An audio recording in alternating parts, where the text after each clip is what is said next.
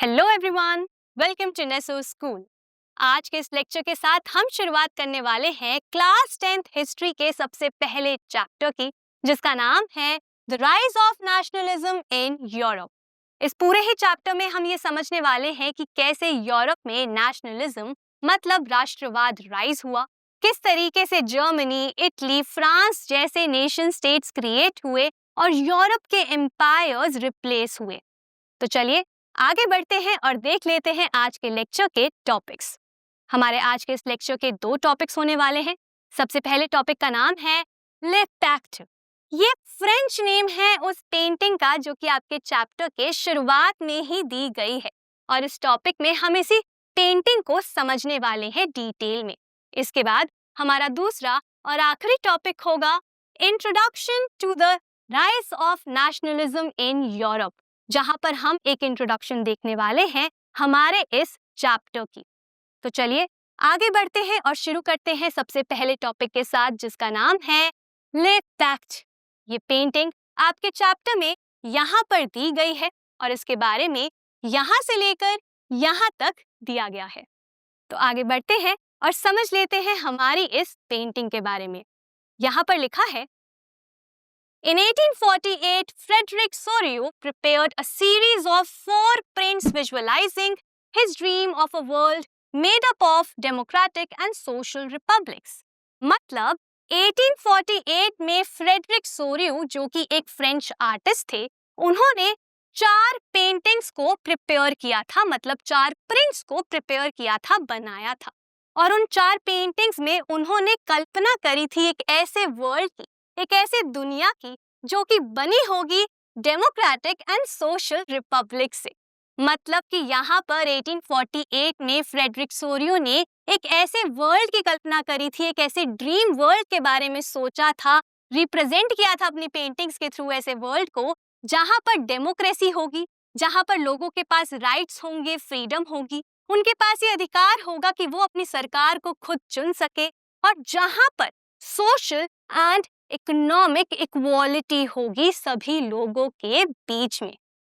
ये चारों ही पेंटिंग्स मैंने आप सभी के लिए यहाँ पर लगाई हैं। आपके चैप्टर में ये जो सबसे पहली पेंटिंग है, इसके बारे में दिया गया है। इस पेंटिंग को समझना आप सभी के लिए बहुत ज्यादा जरूरी है, 2 रीजंस के वजह से। सबसे पहला रीजन तो ये है कि इस पेंटिंग से रिलेटेड कई सवाल आपके एग्जाम में पूछे जाते हैं। फॉर एग्जाम्पल, इस पेंटिंग को किस ईयर में बनाया गया, किसने इस पेंटिंग को बनाया, या फिर आपसे शॉर्ट आंसर बेस्ड क्वेश्चंस भी पूछे जा सकते हैं इसी पेंटिंग से। दूसरा रीजन क्या है? दूसरा रीजन ये है कि इस पेंटिंग की मदद से हमें ये समझ में आएगा कि आखिर इस चैप्टर में हम क्या पढ़ने वाले हैं। तो इन्हीं दोनों रीजंस के वजह से ये पेंटिंग आप सभी के लिए बहुत ज्यादा जरूरी है। तो आगे बढ़ते हैं और समझ लेते हैं इस पेंटिंग के बारे में। यहाँ पर अगर आप देखें तो सबसे पहले इस पेंटिंग में आपको कई सारे लोग दिखाई देंगे। ये सभी लोग एक डायरेक्शन में चलते जा रहे हैं। इन सभी लोगों में आपको अलग अलग सेक्शंस ऑफ सोसाइटी के लोग दिखेंगे। मतलब यहाँ पे आपको बुजुर्ग लोग भी दिखाई देंगे, बच्चे भी दिखाई देंगे, महिलाएं भी दिखेंगी, पुरुष भी दिखेंगे, अलग अलग क्लासेस के लोग भी यहाँ पर आपको दिखेंगे। तो ये सब लोग कौन हैं? ये लोग हैं यूरोप और अमेरिका के। तो फ्रेडरिक सोरियो ने अपनी इस पेंटिंग में यूरोप और अमेरिका के लोगों को बनाया है, यहाँ पे दिखाया है, ठीक है। और ये सभी लोग सोसाइटी के डिफरेंट सेक्शन से बिलोंग करते हैं। अब अगर आप देखें तो ये सभी लोगों के हाथ में अलग अलग फ्लैग्स हैं और कई सारे ग्रुप्स यहाँ पर बने हुए हैं लोगों के, और सभी ग्रुप्स के जो कपड़े हैं वो एक दूसरे से काफी ज्यादा डिफरेंट हैं। तो इसका मतलब क्या है? फ्रेडरिक सोरियो ने अपनी पेंटिंग में इन सभी लोगों को ग्रुप करा है डिस्टिंक्ट नेशंस के तरह। नेशंस का मतलब क्या होता है? नेशंस का मतलब होता है जब एक टेरिटरी में कॉमन आइडेंटिटी के लोग एक साथ मिलकर रहते हैं। मतलब जब कई सारे लोगों की कॉमन आइडेंटिटी होती है, कॉमन पहचान होती है, कॉमन कल्चर, कॉमन लैंग्वेज होती है, और वो सब लोग मिलकर एक ही टेरिटरी का हिस्सा होते हैं, तो उसी को हम नेशन बोलते हैं। तो यहाँ पर फ्रेडरिक सोरियो ने अपनी इस पेंटिंग में इन सभी लोगों को ग्रुप कर दिया है डिस्टिंक्ट नेशंस के तरह।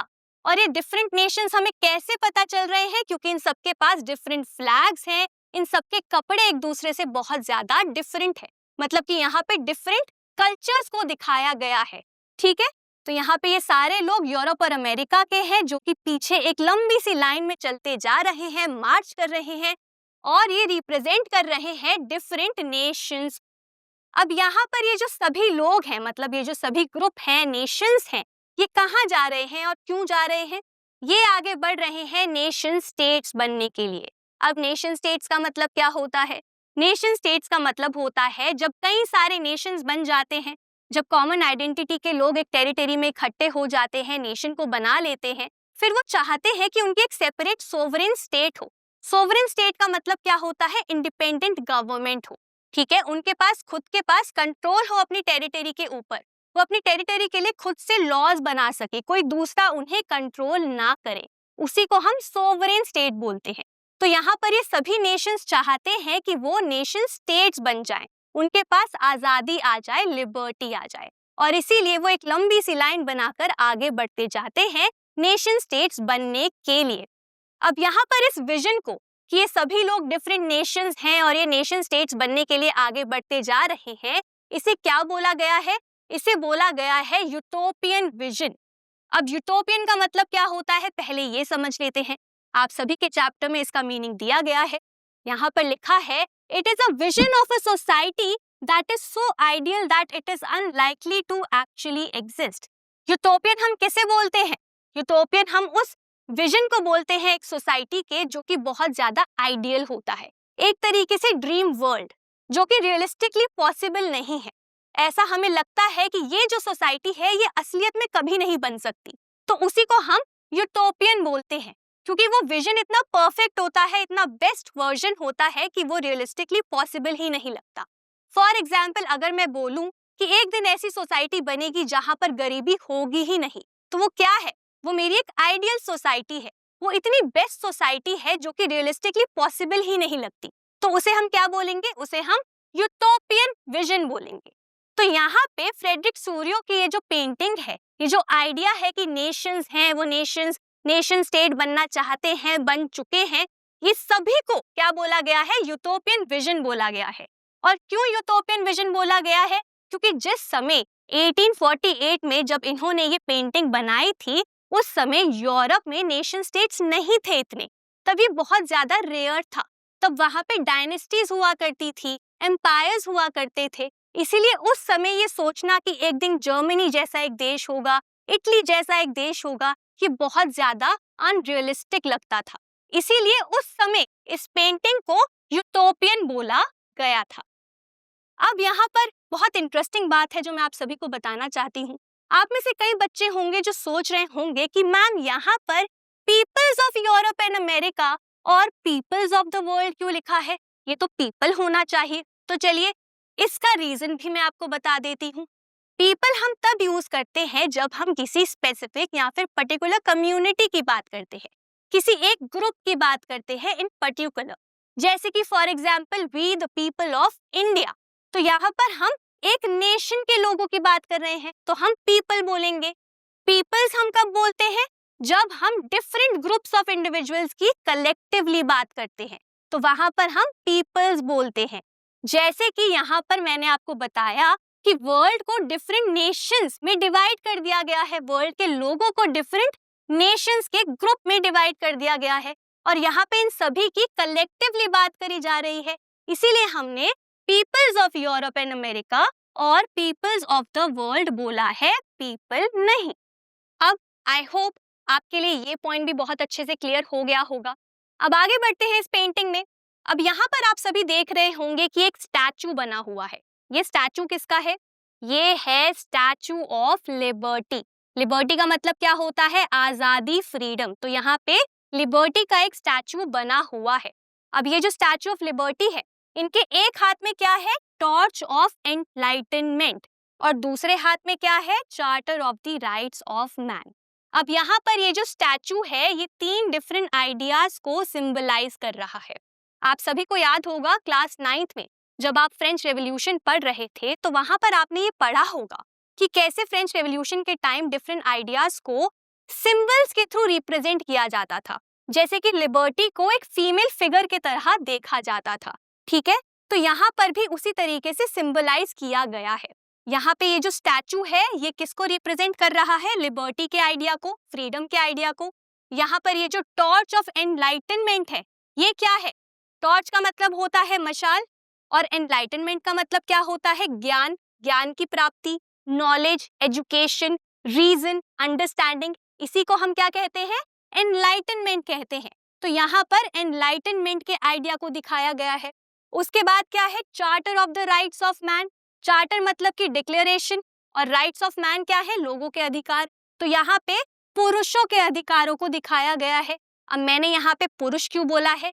क्योंकि उस समय महिलाओं के पास अधिकार नहीं होते थे, इसीलिए उस समय राइट्स ऑफ मैन हुआ करते थे।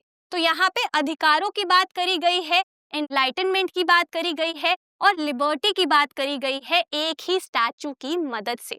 अब इस स्टैचू को यहाँ पर क्यों प्लेस किया गया है?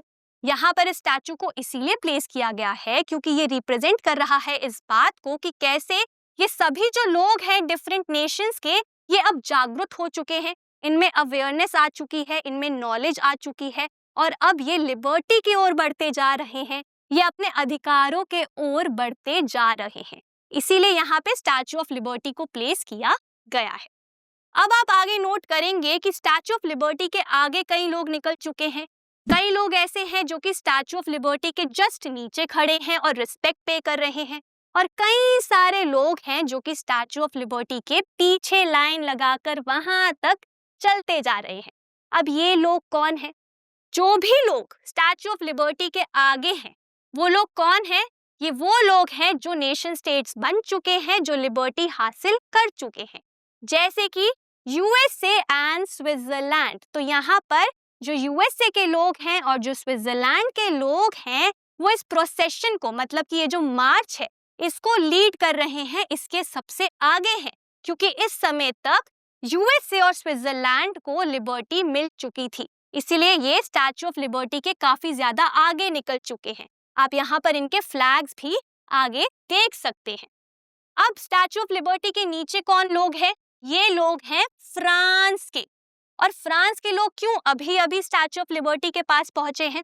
ऐसा इसीलिए क्योंकि यहाँ पर फ्रेंच रेवोल्यूशन चल रही थी, यहाँ पर पॉलिटिकल इंस्टेबिलिटी थी, जिसके वजह से ये बस पहुंचे ही हैं, लेकिन अभी तक नेशन स्टेट नहीं बन पाए हैं, लिबर्टी इनको अभी तक नहीं मिली है।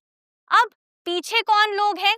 ये सब लोग हैं जर्मनी के, ऑस्ट्रिया के, kingdom of the two Sicilies के, मतलब कि सदर्न इटली, लोम्बार्डी के लोग, मतलब कि नॉर्दर्न इटली का पार्ट, उसके बाद Poland, England, Ireland, Hungary and Russia. तो ये सभी डिफरेंट नेशंस के लोगों को यहाँ पर दिखाया गया है कि ये अभी तक लिबर्टी हासिल नहीं कर पाए हैं, ये सभी अभी तक नेशन स्टेट्स नहीं बन पाए हैं, जिसके वजह से ये स्टैचू ऑफ लिबर्टी के पीछे हैं और आगे जाना चाह रहे हैं। अब यहाँ पर आगे बढ़ते हैं। अब अगर आप अर्थ की तरफ देखें तो यहाँ पर आपको क्या दिखाई देगा? यहाँ पे आपको दिखेंगे कई सारे टूटे हुए पीसेस, ठीक है। तो यहाँ पर क्या लिखा है कि अगर आप अर्थ के ऊपर देखें फोरग्राउंड में, फोरग्राउंड का मतलब क्या है कि जब आप इस पेंटिंग को देख रहे हैं तो सबसे सामने सबसे पहली चीज यहाँ पे क्या है? ये अर्थ है, करेक्ट। यहाँ के जो पीसेस हैं वो है। तो यहाँ पे लिखा है कि अगर आप फोरग्राउंड पर देखें तो आपको कई सारे शैटर्ड रिमेन्स दिखेंगे, मतलब टूटे हुए पीसेस दिखेंगे, टुकड़े दिखेंगे, किसके? एब्सोल्यूटिस्ट इंस्टीट्यूशंस के। अब एब्सोल्यूटिस्ट इंस्टीट्यूशंस का मतलब क्या है? चलिए ये भी समझ लेते हैं। यहाँ पर लिखा है इट इज अ गवर्नमेंट और system of rule that has no restraints on the power exercised, मतलब कि एक ऐसी गवर्नमेंट, एक ऐसा सिस्टम जहां पर पावर्स के ऊपर कोई भी रिस्ट्रिक्शंस नहीं होती है, मतलब कि एक ही व्यक्ति के हाथ में सारी की सारी पावर्स होती हैं, एब्सोल्यूट पावर होती है, और वो उस एब्सोल्यूट पावर को एक्सरसाइज करते हैं बिना किसी रोक टोक के, तो उसी को हम एब्सोल्यूटिस्ट बोलते हैं। अब अगर हम बात करें हिस्ट्री की 1848 की, तो यहाँ पर एब्सोल्यूटिस्ट इंस्टीट्यूशन का मतलब है मोनार्कियल गवर्नमेंट, मतलब कि राजा का राज, क्योंकि उस समय राजाओं के पास एब्सोल्यूट पावर होती थी जिसे वो बिना किसी रोक टोक के एक्सरसाइज करते थे। यहाँ पे पावर सेंट्रलाइज्ड होती थी, राजा के हाथ में होती थी। मिलिट्री भी यहाँ पे बहुत ज्यादा स्ट्रांग होती थी और ये गवर्नमेंट बहुत ज्यादा रिप्रेसिव होती थी, मतलब कि लोगों को डोमिनेट करती थी, ऑप्रेस करती थी। इसीलिए मोनार्की को यहाँ पर एब्सोल्यूटिस्ट इंस्टीट्यूशन बोला गया है। तो यहाँ पर आपको जो भी रिमेन्स दिख रहे हैं टूटे हुए, ये किसको सिंबलाइज कर रहे हैं? मोनार्की को। इसीलिए अगर आप यहाँ पर देखें तो आपको टूटे हुए क्राउन्स नजर आएंगे। अब इसका मतलब क्या है? इसका मतलब ये है कि जो अब लोग हैं वो अवेयर हो गए हैं, करेक्ट, उन्हें समझ आ चुकी है, वो लिबर्टी चाहते हैं, वो नेशन स्टेट बनना चाहते हैं, इसीलिए वो लोग अब मोनार्की को तोड़ रहे हैं, हटा रहे हैं और फेंक रहे हैं। ठीक है, तो यहाँ पे इसीलिए मोनार्की के सिंबल्स दिखाए गए हैं। अब जमीन के बाद चलते हैं आसमान में। यहाँ पर अगर आप स्काई पर देखें तो आपको दिखेंगे क्राइस्ट, सेंट्स एंड एंजल्स, मतलब कि यहाँ पर भगवान को दिखाया गया है। अब ये क्या सिंबलाइज करते हैं? ये सिंबलाइज करते हैं इस बात को कि भगवान भी खुश है इस बात से कि जो अब नेशंस हैं वो नेशन स्टेट बनना चाहते हैं, वो लिबर्टी हासिल करना चाहते हैं, डेमोक्रेसी हासिल करना चाहते हैं और वो मोनार्की को हटाना चाहते हैं, कंट्रोल को हटाना चाहते हैं। और भगवान इसके लिए ब्लेसिंग्स दे रहे हैं लोगों को और नेशंस को। साथ ही साथ यहाँ पर आप देखेंगे तो फ्रेटर्निटी भी लिखा है। फ्रेटर्निटी का मतलब क्या होता है? भाईचारा।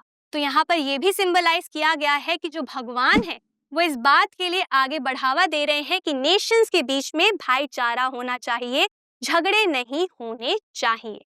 अब यहाँ पर एक और रीजन है जिसके वजह से क्राइस्ट को, भगवान को दिखाया गया है। वो रीजन क्या है?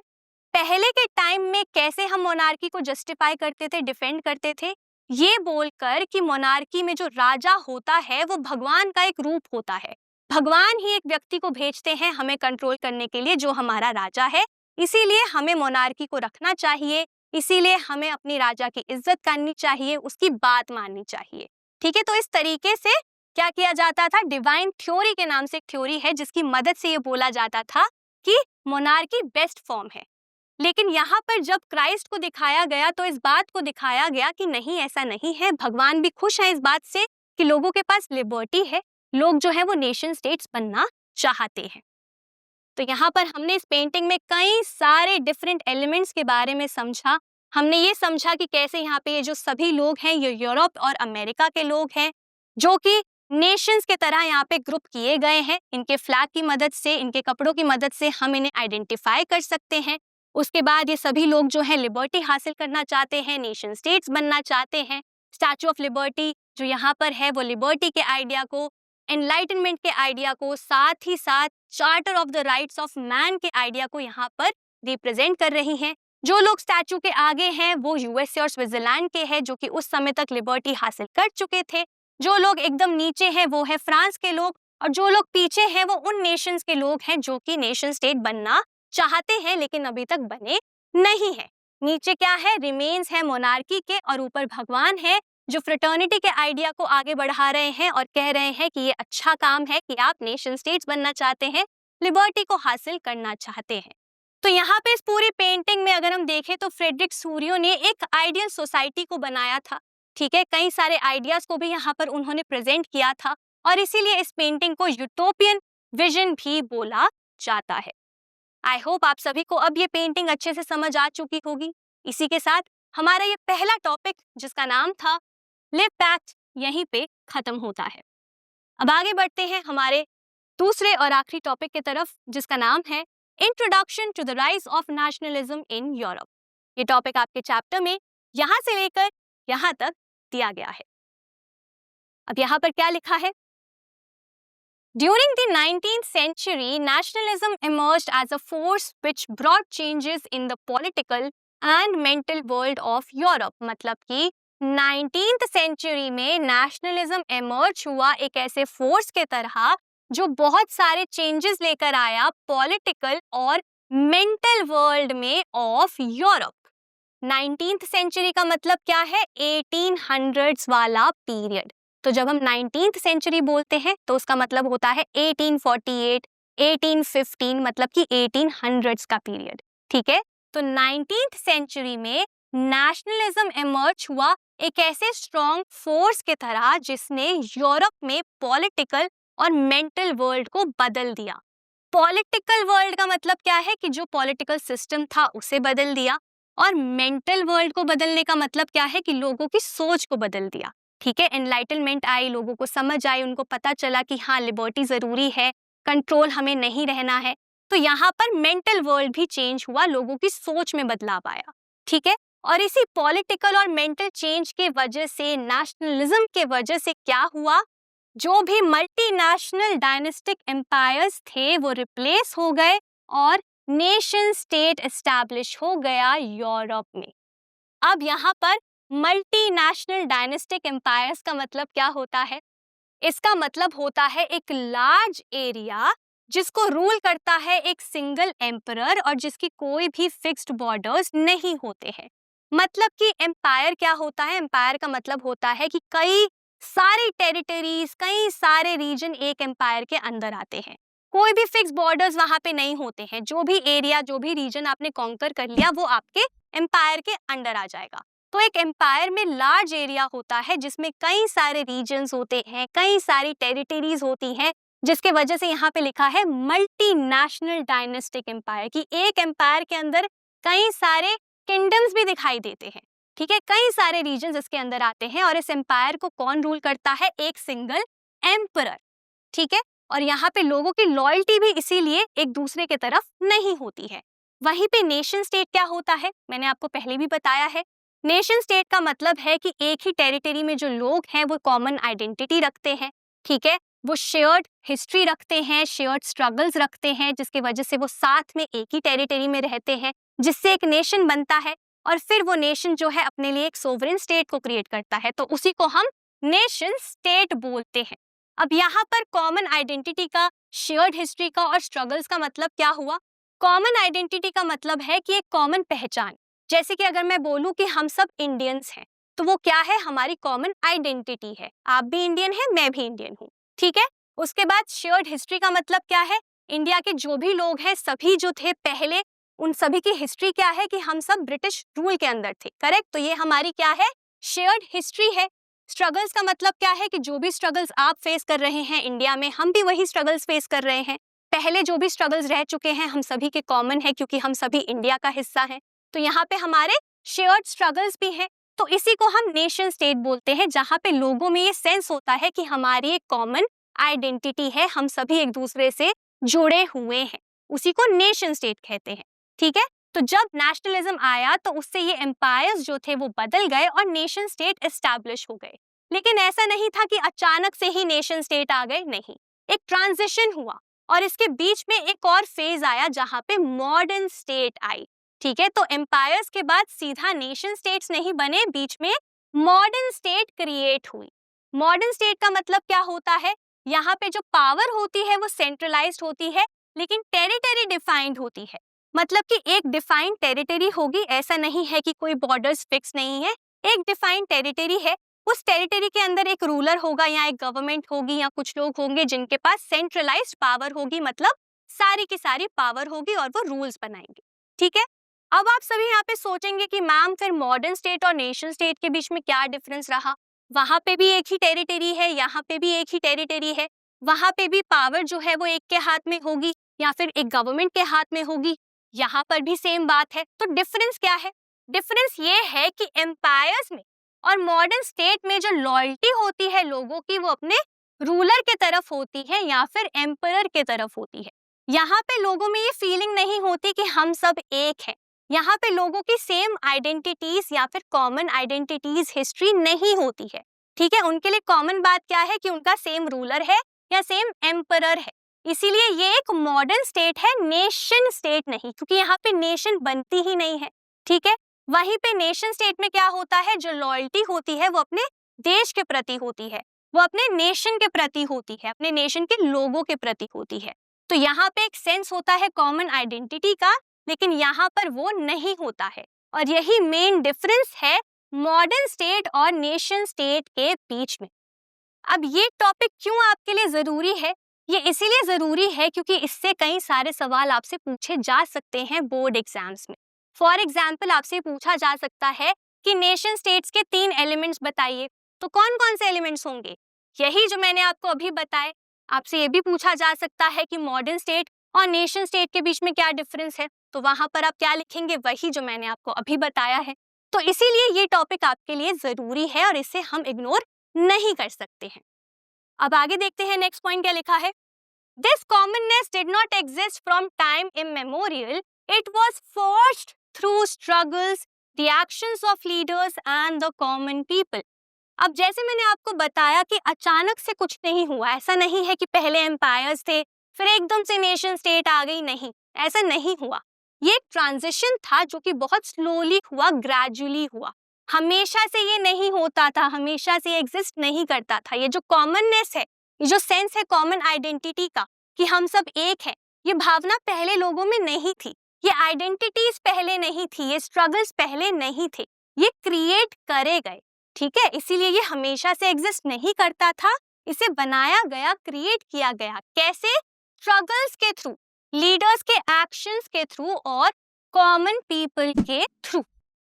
और इस चैप्टर में हम यही पढ़ने वाले हैं कि कैसे ये ट्रांजिशन हुआ और क्या रोल था स्ट्रगल्स का, लीडर्स के एक्शंस का और कॉमन पीपल का, जिसकी मदद से ये कॉमननेस जो है, मतलब नेशनलिज्म की ये जो भावना है, वो डेवलप हुई यूरोप में, जिसकी मदद से नेशन स्टेट क्रिएट हुई। ठीक है, तो यहाँ इस चैप्टर में हम इसी ट्रांजिशन के बारे में अच्छे से पढ़ने वाले हैं। इसी के साथ हमारा ये आखिरी टॉपिक भी यहीं पर खत्म होता है, जिसका नाम था introduction to the rise of nationalism in Europe. इसी के साथ हमारे दोनों ही टॉपिक्स इस लेक्चर के कंप्लीट होते हैं। मैं उम्मीद करती हूँ आप सभी को ये लेक्चर बहुत अच्छा लगा होगा और कई सारी नई बातें भी यहाँ पर आपको पता चली होंगी। आज के लिए बस इतना ही, अब मैं मिलूंगी आपसे अगले लेक्चर में। Thank you.